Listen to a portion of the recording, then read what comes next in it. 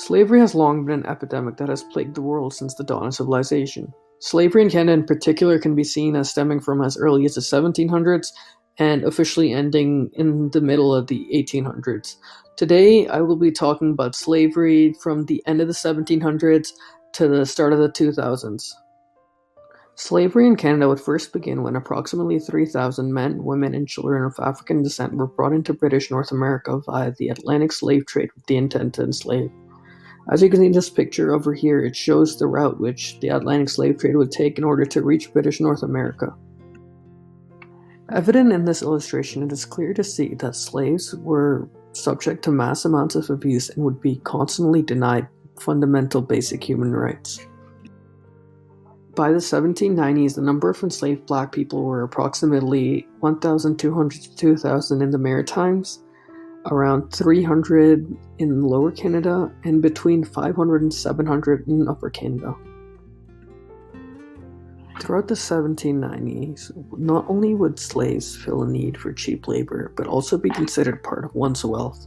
The wealthy would often attempt to one-up each other in terms of purchasing more slaves to increase one's wealth. A precedent-setting case would come before the courts in Lower Canada in February 1798, and an enslaved woman named Charlotte was arrested in Montreal for escaping her mistress and refusing to return to her. She would eventually be set free based on technicalities due to the fact that British law stated that enslaved persons could only be detained in houses of correction, non-common jails. Since there was no houses of correction in Montreal, the judge decided that Charlotte could not be detained. The same verdict would later be passed on into different cases of the same magnitude. Followed by the events that took place in the courthouse, in 1799, French-Canadian politician Joseph Papineau would present a citizen's petition to abolish slavery in Lower Canada to the government. Although neither of the bills he proposed would be passed, a clear movement towards the abolition of slavery was evident. Papineau's petition received a lot of attention from other parts of the country. Specifically, by the early 1800s, Lower Canada, New Brunswick, and Nova Scotia both had made strides in the anti-slavery movement.